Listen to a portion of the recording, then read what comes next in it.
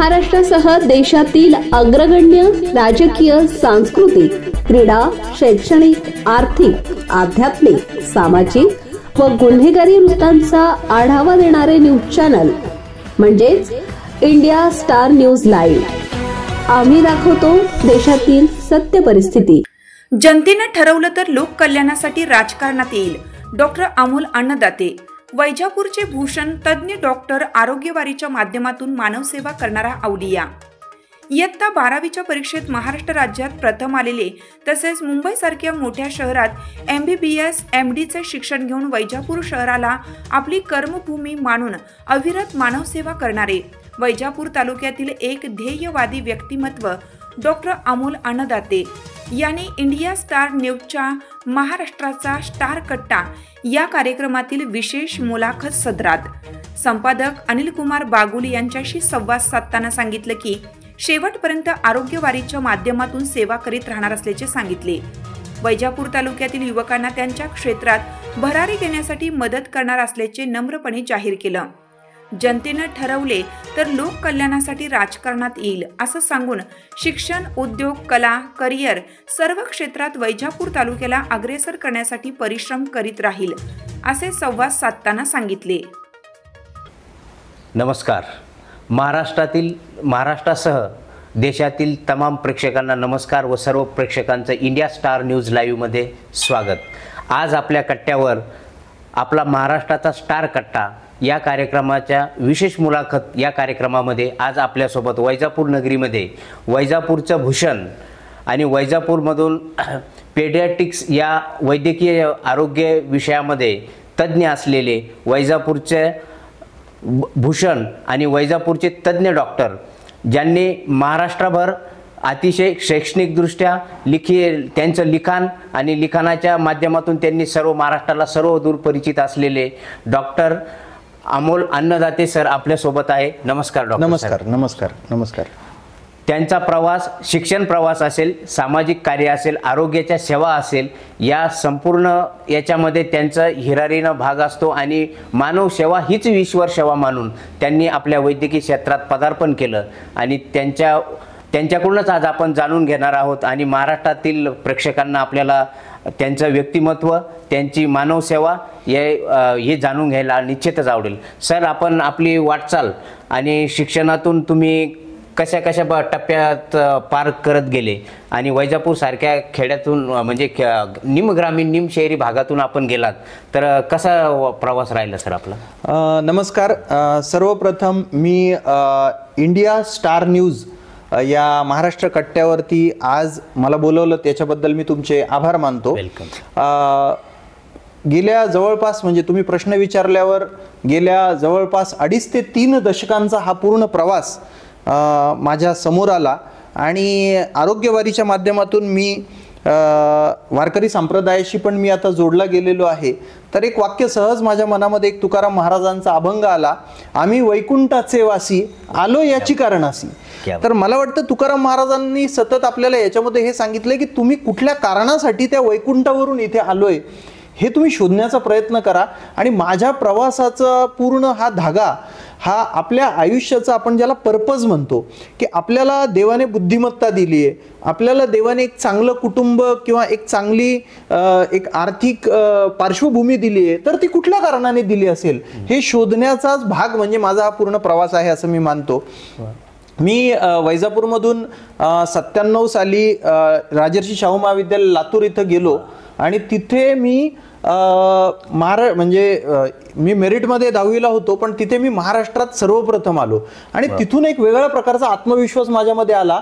आणि आजही मला या तुमच्या चॅनलच्या माध्यमातून सांगायचं आहे की ग्रामीण भागातल्या विद्यार्थ्यांनी हा जो न्यूनगंड आहे तो माझ्यातला गेला, तो त्या महाराष्ट्रातल्या पहिल्या रँकनी गेला। पुढे मी KEMला MBBS MDचं शिक्षण केलं। बरीच वर्ष तिथून मी साहित्य क्षेत्रामध्ये ओढला गेलो, लेखनाच्या क्षेत्रामध्ये ओढला गेलो, बऱ्याच मोठमोठ्या साहित्यिकांशी, राजकीय नेत्यांशी, वक्त्यांशी, अगदी राष्ट्रीय पातळीवर काम करणारे जे काही राजकीय नेते आहेत, या लोकांशी माझा अत्यंत निकटचा संपर्क आला. म्हणजे तुम्हाला सांगायला, अगदी सुप्रियाताई सुळे जेव्हा राजकारणामध्ये अगदी नव्हत्या, 99 सालपासून, सुप्रियाताई तर हे नाव आहे, राज ठाकरे साहेब आहेत, अनेक पक्षांच्या नेत्यांचा या निमित्ताने माझा संपर्क आला आणि मनावर एक वेगळे संस्कार होत गेले. आणि या माध्यमातून मी एका कॉर्पोरेट हॉस्पिटलमध्ये, 5 स्टार हॉस्पिटलमध्ये मी नोकरीला होतो. काही काळ मी परदेशातही होतो. परदेशाचंही जी चकाचौंध आहे हे सगळं अनुभवून मात्र 2008 ते 10 या दरम्यान मी निर्णय घेतला की आपण म्हणतो की पुरे आता हे सगळं सुख आणि ही समृद्धी, म्हणजे त्या सुखामध्ये लोळण घेऊन घेऊन मला त्याची उभं घ्यायला लागली एका पॉइंटला. मला वाटतं की वैराग्य हे 2 गोष्टींमुळे येतं. अति समृद्धीमुळे पण वैराग्य येतं आणि अति काय म्हणतात त्याला तुम्ही, एक अगदी हलाखीमुळे पण वैराग्य येतं. तर मला माझ्या बाबतीमध्ये ते समृद्धीतून वैराग्य येऊन मी वैजापूरला 2008-10 साली आलो आणि इथे मी वडिलांचं जे रुग्णालय होतं तर इथे मी, माझे भाऊ आणि मी मिळून आम्ही दोघांनी याचा एक जवळपास 300 खाटांचं चॅरिटेबल हॉस्पिटल सुरू केलं. त्याच्यासोबत वेगवेगळ्या वैद्यकीय शिक्षणाशी संबंधित ज्या काही संस्था असतात, तर जवळपास मागच्या 12-13 वर्षामध्ये मंत्रालयामध्ये अथक लढा देऊन, कुठलेही कोणाशी लागेबांधे नाही, कॉन्टॅक्ट्स नाही, अशा परिस्थितीमध्ये आम्ही Ayurveda college, homeopathy college, physiotherapy college, nursing college, शाळा, पोस्ट ग्रॅज्युएट टीचिंग, MBBS नंतरचं आज हे वैजापूरमध्ये उपलब्ध आहे. कदाचित कोणाला माहिती नसेल की इथून MBBS नंतरचे पुढचे डॉक्टर हे शिक्षण घेतात. हा सगळा प्रवास करून मी शेवटी, आणि ह्या प्रवासातूनही परत एकदा मला एक नवीन एक रिअलायझेशन झालं की वैजापूरच्या तळागाळातल्या माणसापर्यंत पोहोचून आपलं, इथे वैजापूरला येऊनही आता आपल्या बऱ्यापैकी गोष्टी आता सेट होत आहेत, तर तळागाळातल्या माणसापर्यंत जाऊन आपण कसे त्याचे प्रश्न सोडवता येतील, त्याचं दुःख कसं जाणून घेता येईल, या माध्यमातून मी आरोग्यवारी हा उपक्रम 2.5 वर्षापूर्वी वैजापूरमध्ये सुरू केला. सरांनी जे सांगितलं की आरोग्यवारी हे त्यांनी अतिशय चांगला स्तुत्य उपक्रम आणि सामाजिक परिवर्तनाचा एक धागा म्हणून त्यांनी तो सुरू केला. त्या आरोग्यवारीबद्दल आपल्याला काय सांगता येईल सर? जवळजवळ तुम्ही सांगितलं की 1000 किलोमीटर तुम्ही जवळजवळ पायी चालण्याचं हे आहे तुमचं, आणि त्याच्यातून आरोग्यवारी ही अतिशय चांगल्या प्रकारे प्रतिसाद पण मिळालेला आहे. त्याबद्दल आपण काय सांगणार? परत एकदा मी वारकरी संप्रदायाचं आरोग्यवारीचं जे ब्रीद आहे ते आहे की जे जे भेटीसी भूत ते ते मानिसी भगवंत. समोर म्हणजे आपल्याला परत एकदा की मी म्हटलं की वैजापूरमध्ये आल्यावर कदाचित मी प्रॅक्टिसमध्ये रमून मी एक साधा डॉक्टर म्हणून छान आयुष्य आजही जगू शकतो, पण परत एकदा की एवढा विस्तार आपल्याला त्या परमात्म्याने का घडवून दिला? परत तो असाच दिला का? परत सुखामध्ये लोळत राहण्यासाठी दिला का? नाही. तर माझ्या मनामध्ये हा विचार आला की ज्या आज आमच्या इतक्या पिढ्या, म्हणजे वैजापूर या शहराचे, गावाचे, सगळ्या तालुक्याचे, मी असं मानतो की इतकं माझ्या मनामध्ये प्रचंड कृतज्ञता आहे, तर यांचं काही देणं आपण लागतो की नाही लागत, ह्या विचाराने मी विचार केला की आपण वैजापूरच्या प्रत्येक गावामध्ये जाऊया. एक दिवसाचे आम्ही 7ला त्या गावामध्ये जातो आणि 3-3:30 पर्यंत त्या गावामध्ये कुठलीही अपेक्षा न ठेवता, काहीही निस्वार्थपणे आपण त्यांना मोफत आरोग्य सेवा द्यायची, त्यांना उपचार करायचे. ज्या रुग्णांचे ऑपरेशन्स आहेत, ज्यांना मुंबईला मदत गरज आहे, एका आपल्या कवीट खेड्याच्या एका रुग्णाची आम्ही नुकतीच चेन्नईला शस्त्रक्रिया करून घेतली. जे कॉन्टॅक्ट्स आहेत, इतक्या वर्षात खूप कॉन्टॅक्ट्स पण निर्माण झालेले आहेत. तर अशा प्रकारे मी 100 गावांमधून प्रत्येक पायरी समोर मी प्रवास केला आणि तुम्ही म्हणतात तसं 1000 किलोमीटरचा प्रवास करून गेल्या 2.5 वर्षामध्ये 23,500 रुग्णांना मोफत उपचार, जवळपास 800 ते 1000 लोकांच्या शस्त्रक्रिया. आणि ह्या 100 गावांवर मी थांबणार नाही. जसं नामस्मरण थांबत नाही, नामस्मरण मोजायचं नसतं, तसं सेवा ही मोजायची नसते, ती अर्पण करायची असते. यालाच आपण निष्काम कर्मयोग म्हणतो गीतेमध्ये सांगितलेला. तर या भावनेने मी हा आरोग्यवारीचा प्रवास हा तालुक्यातल्या पुढच्या गावांमध्येही मी चालूच ठेवणार आहे. आत्ता ओल्या दुष्काळाच्या माध्यमातूनही आम्ही जवळपास 300 ते 400 शेतकऱ्यांच्या बांधावर जाऊन आम्ही तिथे त्यांना सेवा दिली. त्यांची चौकशी केली. दिवाळीच्या काळातही मी ठरवलंय की मी घरात दिवाळी साजरी करणार नाही माझ्या कुटुंबासोबत. आज शेतकऱ्याची तुम्हाला मी सांगतो अशी परिस्थिती आहे की एका शेतकऱ्याने मला सांगितलं की डॉक्टर साहेब, सगळं पीक वाहून गेलेलं असताना आम्ही आमच्या मुलांची दिवाळी कशी करायची, आम्ही कसा काय फराळ आणायचा, आम्ही कसं आमच्या मुलांना, मला अश्रू अनावर होतात. तर मी ठरवलं की मी माझ्या मुलांसोबत आणि माझ्या घरात मी ही दिवाळी करणार नाही. मी माझ्या त्या बांधावरच्या शेतकऱ्याला जो बेचिराग झालाय त्याच्यासोबत मी ही दिवाळी साजरी करेल. म्हणजे मी थोडा इमोशनल झालो, मला माफ करा, कारण इतकी वाईट कंडिशन आहे. आणि मला वाईट वाटतं तुमच्याच की आज आपण देशाबद्दल 3 ट्रिलियन इकॉनॉमीच्या गप्पा आपण मारतोय. पश्चिम महाराष्ट्र आणि हा बाकीचा विभाग कुठे गेलाय महाराष्ट्राचा, पण मराठवाड्याचा शेतकरी आज 15,000 रुपयांसाठी तो आत्महत्या करतोय. आज अशी परिस्थिती आहे की शेतकऱ्याला आत्महत्या करायला पण कर्ज घ्यावं लागेल दोरी विकत घ्यायला. इतकी भयान परिस्थिती असताना आपण त्यांच्यापर्यंत जाऊ. तर मला वाटतं की हेच इमोशन मला वाटतं की हे जे अश्रू माझ्या डोळ्यात उभे राहिले, सर्वसामान्य आपल्या तालुक्यातल्या सर्वसामान्य माणसाचं दुःख बघून आपल्या डोळ्यामध्ये जे अश्रू उभे राहत आहेत, मला वाटतं की माझं शिक्षण MD याच्यापेक्षा माझी सगळ्यात मोठी कमाई हे अश्रूच आहे असं मी मानतो. खरंच डॉक्टर साहेब, आपण इथल्या मातीशी इमान राखून, इथल्या मातीतल्या माणसाशी आपलं जे बांधिलकीचं नातं आहे, जवळीकता आहे, जो जिव्हाळा आहे, तो ओलावा आहे, तो अश्रूच्या माध्यमातून खरंच वाटतं की आपले जे विचार आहे या बाबतीमध्ये वैजापूरच्या बांधवाबद्दल, शेतकऱ्यांबद्दल तुमची असलेली कळवळा ही समस्त प्रेक्षकांना नक्कीच दिसून येत आहे. आणि अतिवृष्टीमुळे वैजापूर तालुक्यामध्ये जे नुकसान झालेलं आहे सर, तर त्या बाबतीमध्ये मानवतेचा एक हात म्हणून तुम्ही जे पुढील भविष्यातली दिशा आहे तर त्या बाबतीमध्ये काय बोलतात? मला वाटतं की भविष्याची दिशा वैजापूर हे, म्हणजे मी जेव्हा वैजापूरमध्ये गेली, आता जवळपास 15 वर्ष राहतोय, मला असं वाटतं की वैजापूरचं समाजकारण, वैजापूरचं राजकारण, वैजापूरचा तरुण, इथली जी दिशा आहे, आज तुम्ही बघितलं तर फक्त शेतीवरती हा सगळा तालुका अवलंबून आहे.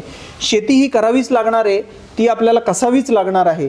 पण ज्याप्रमाणे गेल्या 3-4 वर्षात अतिवृष्टी किंवा निसर्गाचं चक्र हे विपरीत फिरतंय, तर याला एक नवीन वैज्ञानिक शेतीची जोड द्यावी लागणार आहे. आणि त्याच्यासोबत आपल्याला वैजापूरला सपोर्ट करणारं एक मोठं आर्थिक जाळं उभं करावं लागणार आहे.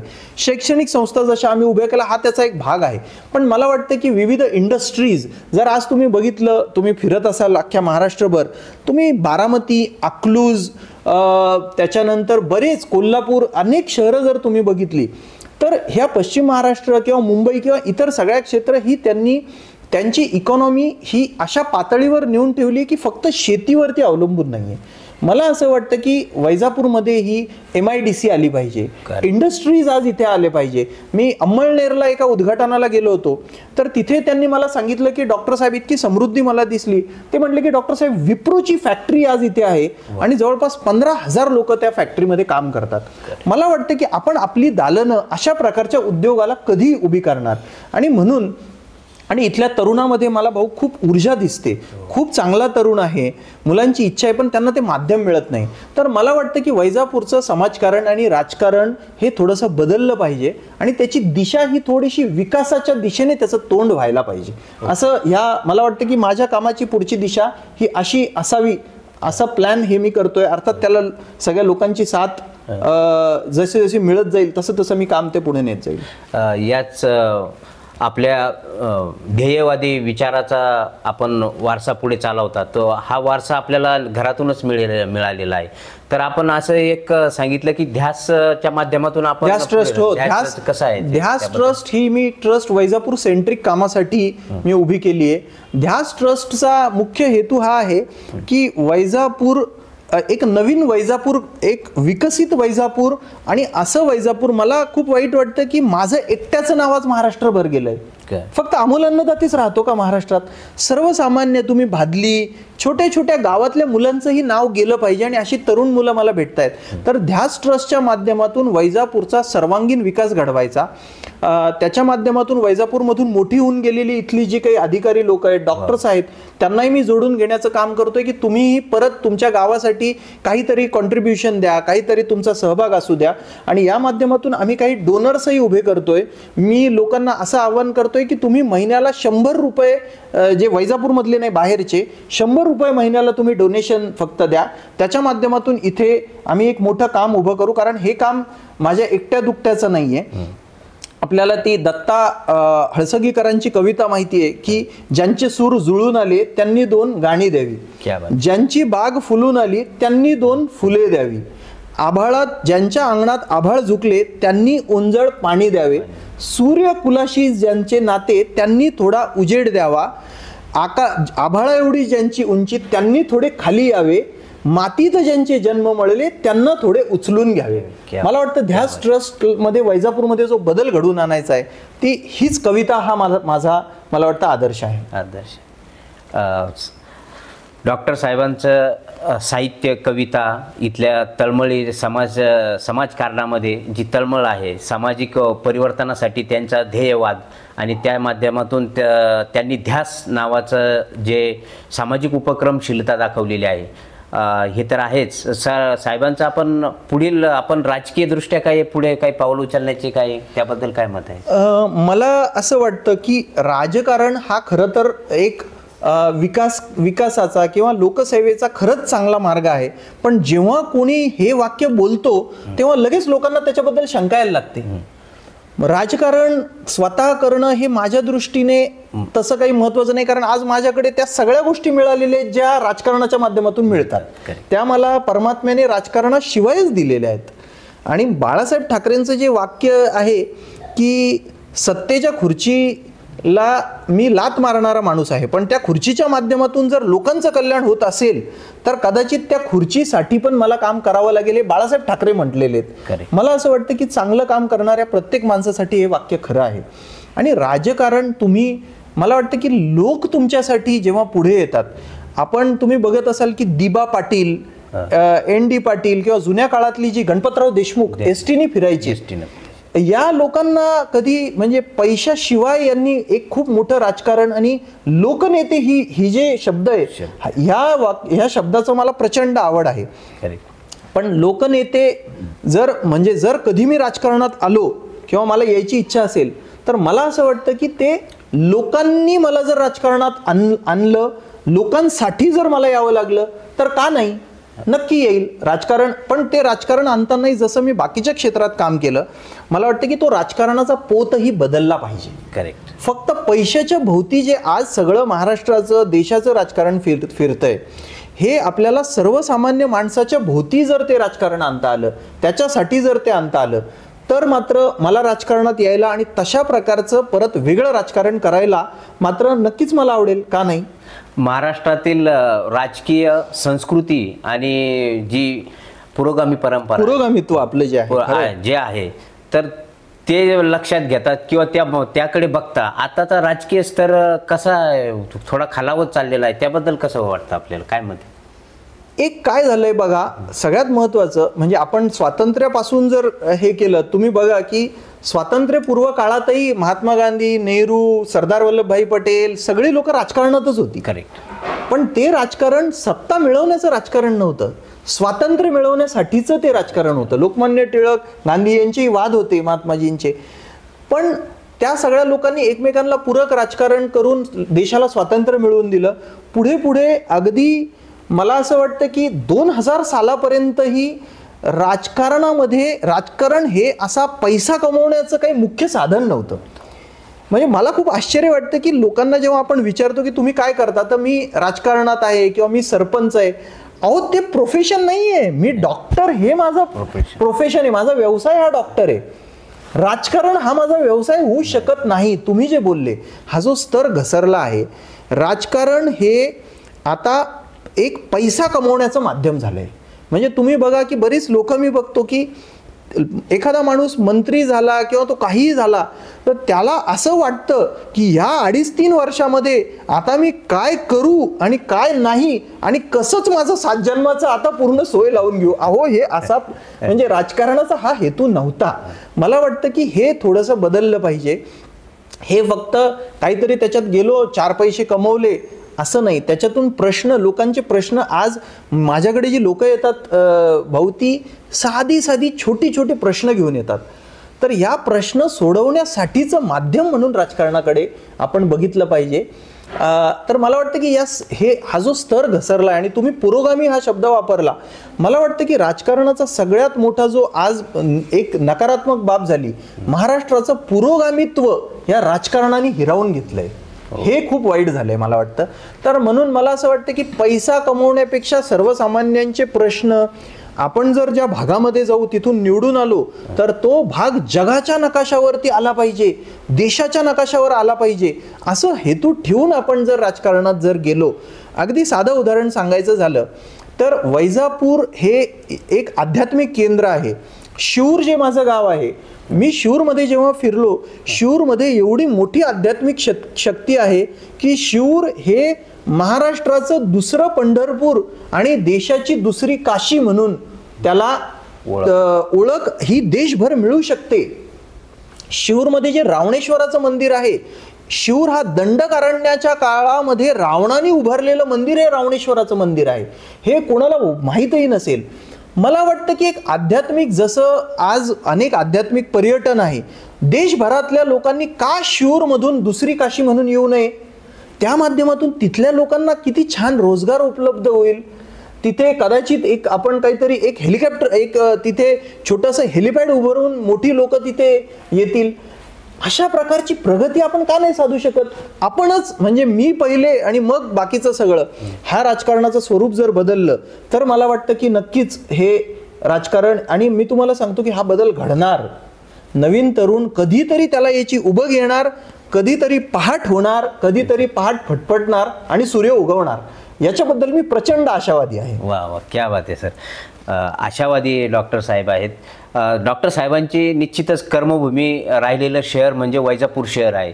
तर वैजापूर शहराच्या राजकीय याबद्दल काय बोलू शकतो? मला वाटतं की मी त्याच्याबद्दल, म्हणजे मी अजून राजकारणात 100% पाऊल अजून ठेवलेलं नाहीये, म्हणून मी असं 100% त्याच्यावर भाष्य करणार नाही किंवा कोणावरती असं एक हे नाही. कारण ज्याचं त्याची, मी तुम्हाला सांगतो की ज्याचं त्याचं राजकारण असतं, तो त्याच्या पद्धतीने तो करतो.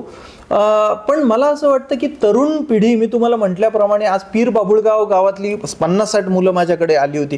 प्रत्येक गावातली जी तरुण पिढी आहे, तर मला वाटतं की ही तरुण पिढी, तरुण चेहरा, विकासाचं राजकारण, वैजापूरमध्ये इंडस्ट्रीज, आध्यात्मिक पर्यटन आणि इथल्या म्हणजे वैजापूरचा GDP म्हणजे दरडोई उत्पन्न, प्रत्येक माणूस किती पैसे कमावतोय, एक श्रीमंत वैजापूर, समृद्ध वैजापूर, विकसित वैजापूर, महाराष्ट्राचं आध्यात्मिक केंद्र असलेलं वैजापूर, इंडस्ट्रीजनी असं फुललेलं वैजापूर, हे दिसणारं राजकारण मात्र त्या प्रमाणात मला असं वाटतं की हे 100% होताना मला दिसत नाही आणि ते झालं पाहिजे. आणि मला वाटतं की कोण कसा विचार करतोय, म्हणून मला वाटतं की आपण आपली रेग कशी मोठी करता येईल आणि आपल्याकडून इतरांना कसं काय चांगलं देता येईल, ह्याच्यावरती आपण काम केलं तर नक्कीच एक नवी दिशा आपल्याला सापडेल. वैजापूर तालुक्यातील युवकांना काय संदेश देण्याचे? मला असं वाटतं वैजापूरच्या युवकामध्ये प्रचंड ऊर्जा आहे. वैजापूरच्या युवकाने ह्या समाजकारणाकडे, राजकारणाकडे आता एका वेगळ्या पद्धतीने बघितलं पाहिजे. फक्त पैशांच्या मागे लागून किंवा नेत्यांच्या मागे लागून राजकारणाने आपला विकास होणार नाही. माझ्या गावामध्ये एखादा मुलगा जेव्हा माझ्यासोबत येतो आणि मला सांगतो की डॉक्टर मला तुमच्यासोबत काम करायचं आहे, तेव्हा मी त्याला सांगतो की तू माझा भाऊ आहेस. आधी मला वाटतं की आधी तू तुझं काम सोडून माझ्या मागे यावंस अशी माझी अपेक्षा नाही. तुझं काम करून, सगळं करून आपण हा विकास करूया. म्हणून मला असं वाटतं की तरुणांनी राजकारणाच्या आणि समाजकारणामध्ये आधी तुम्ही स्वतःचा व्यवसाय चांगला आहे, आधी तुमचं कुटुंब बघा, तुमचा व्यवसाय बघा आणि मग नेत्यांचं कल्याण करण्याच्या मागे लागा. तुमच्यासाठी, त्यांच्यासाठी तुमचा जन्म झालेला नाहीये, नेत्यांचा जन्म तुमच्यासाठी झालाय, असा विचार तुम्ही करा असं मला वाटतं. आणि रोजगाराचा प्रश्न मला वाटतं वैजापूरमध्ये प्रचंड गंभीर आहे. तुम्हाला हसायला येईल, मुलांचे लग्न न होण्याचा अत्यंत गंभीर प्रश्न मला या आरोग्यवारीमध्ये दिसला. तुम्हाला म्हणजे आपण याच्यात विनोदाकडे म्हणजे तुम्हाला ते थोडंसं हे वाटेल, प्रत्येक गावामध्ये 100 ते 200 25 ते 35 वयातले वेटिंगला असलेले नवरदेव मला भेटतात आणि लोक म्हणतात की सर आमच्या मुलांना मुली कशा मिळणार. आणि तुम्ही लक्षात घ्या की या मुलांचे जर लग्न झाले नाही याच्यातून किती गंभीर सामाजिक प्रश्न निर्माण होतील याच्याकडे कोणाचंही लक्ष नाहीये. त्याच्यानंतर वैजापूरमध्ये जे कलेचं एक वातावरण, एक साधं मला वाईट वाटतं, मला माझे कलाकार मित्र आहेत प्रशांत दामले, स्वप्नील जोशी, जितेंद्र जोशी, महेश मांजरेकर, सगळे ओळखीची मंडळी अनेक हे म्हणतात की अमोल तुझ्या गावात प्रयोग करायचा असेल तर कुठे करता येईल. एक साधं नाट्यगृह जर आपल्या मुलांना, का एखादा कलाकार तयार होऊ शकत नाही आपल्या गावातून, एखादा IAS ऑफिसर का नाही तयार होऊ शकत, एखादा अधिकारी का नाही तयार होऊ शकत. तर मला वाटतं की तरुणांनी हे होण्याकडे आज लक्ष दिलं पाहिजे असं मला वाटतं. तर आणि शेती अर्थात सोडता कामा नये, पण जी तरुण शेतीमध्ये आहेत त्यांच्या मागे पण आम्ही त्यांच्यासाठी पेरणी महोत्सव नावाचा एक कार्यक्रम केला की शहरातल्या तरुणांनी माझ्या शेती करणाऱ्या तरुणाच्या पेरणीसाठी तुम्ही शहरातून या, आणि मी स्वतःही त्याच्यामध्ये पेरणी केली. तर वेगळ्या पद्धतीने विकसित शेती, वैज्ञानिक शेती कशी करता येईल, अतिवृष्टीला कसं तोंड देता येईल, याचं उत्तर मला वाटतं या तरुण शेतकऱ्याला आपल्याला शोधावे लागणार आहेत असं. आणि मला वाटतं की नेटवर्किंग, मला तरुणांना हे सांगायचं आहे की आपण एकत्र येऊया, घट्ट एकत्र येऊया. माझ्यासारखा तरुण एक भाऊ, मित्र, एक डॉक्टर जाऊ द्या, तुम्ही मित्र मला म्हणा, हा तुमच्या तरुणांच्या पाठीशी आहे. तुम्हाला काय करायचं आहे, तुम्हाला काय हवंय, बाकी उत्सव साजरे आपण करूया, त्यात मलाही आवडेल, पण फक्त उत्सव साजरी करून आपलं कल्याण होणार नाही. तुम्हाला रोजगार हवाय, कुठे हवाय, कसा हवाय, मी त्याच्यासाठी जाईल. म्हणजे मी मुलांना सांगतो की तुम्ही उभे राहा, तुम्ही तुमच्या पायावर उभे राहा, तुमच्या दारात एक गाडी उभी राहू द्या, मग मुलीकडे स्थळ मागायला भाऊ म्हणून मी स्वतः तुमच्या सोबत येईल. मला वाटतं की हा एक संदेश की आपण एक नेटवर्किंग चांगलं करूया आणि सगळे मिळून हातात हात धरून आपण पुढे जाऊया, हेच मला तरुणांना छान संदेश देत आहे डॉक्टर साहेब. या वैजापूर तालुक्याचं शिक्षण, करिअर, उद्योग, समाजकारण आणि राजकारण या वाटचालीच्या अनुषंगाने ध्यासच्या माध्यमातून आपल्याला अंतिम संदेश काय देऊ इच्छितात डॉक्टर साहेब? अंतिम संदेश मला हाच द्यायचा आहे की एक परत वारकरी संप्रदायाकडे जाईल की एकमेका साह्य करू, अवघे धरू सुपंथ. येस. आणि म्हणजे मी म्हणत नाही की मी एकटाच सगळ्या यांचं कल्याण करणार आहे, आपण सगळे मिळून एकत्र येऊया आणि ध्यासच्या माध्यमातून किंवा माझ्या मदतीच्या माध्यमातून, तुमच्या मदतीच्या माध्यमातून सगळे मिळून एक सुंदर, स्वच्छ, श्रीमंत, उद्योग संपन्न, कला संपन्न आणि अख्ख्या महाराष्ट्रालाच कशाला, देशाला देशाला हेवा वाटेल असा एक आपण संपन्न वैजापूर आपण ह्याच्यातून सगळे मिळून निर्माण करूया. वैजापूरला आपण भारताच्या नव्हे जगाच्या नकाशावरती नेऊया, आणि हे शक्य आहे. मी तुम्हाला सांगतो हे नक्कीच शक्य आहे. का जबरदस्त आशावाद आणि जो तुमचा कॉन्फिडन्स आहे, you have built up your confidence.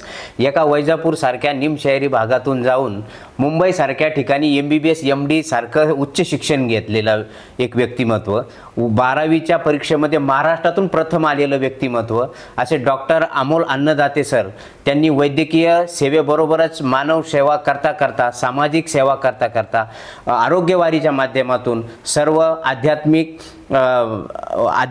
सामाजिक, राजकीय या सर्वच विषयावर आपल्याशी अगदी मुक्तपणाने मुक्त संवाद साधला. आमच्या इंडिया स्टार न्यूजमध्ये लाईव्हच्या माध्यमातून तुम्ही आमच्याशी जोडला गेलात, आमच्याशी संवाद साधला. आमच्या निश्चितच प्रेक्षकांना निश्चित आनंद होईल आणि अनेक युवा संवादाच्या माध्यमातून आपल्याशी जोडले जातील हा प्रचंड आशावाद आणि विश्वास या ठिकाणी मलाही वाटतो. त्याबद्दल इंडिया स्टार न्यूज लाईव्हमध्ये आपण आलात, आमच्याशी बोललात सर, संवाद साधलात, त्याबद्दल संपादक म्हणून मी आपलं पुन्हा एकदा स्वागत करतो, अभिनंदन करतो, पुढील वाटचालीस आपल्या शुभेच्छा देतो आणि थांबतो. जिल्हा प्रतिनिधी विश्वास गायकवाड सर, कॅमेरामॅन कुहिले पाटील, धन्यवाद. India star news live.